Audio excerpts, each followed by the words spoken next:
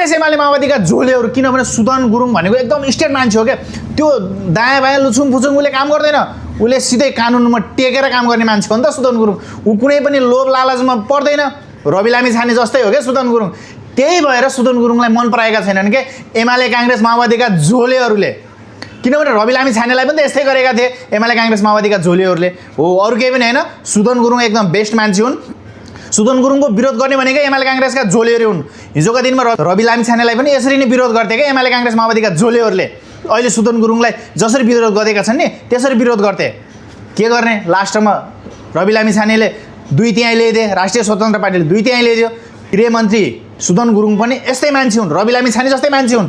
अहिले उनीलाई विरोध गरेका छन् नि, रवि लामी छाने जसरी नै फाइल खोल्छ सुदन गुरुङले भन्ने थाहा छ नि त एमाले काङ्ग्रेस माओवादीका झोलेहरूलाई। हो, त्यही भएर विरोध गरेका हुन्। नेपाली जनताले विरोध गरेका छैनन्।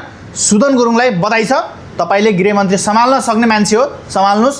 यो काङ्ग्रेस एमालेलाई डन्डा दिनुपर्छ। Best of lock.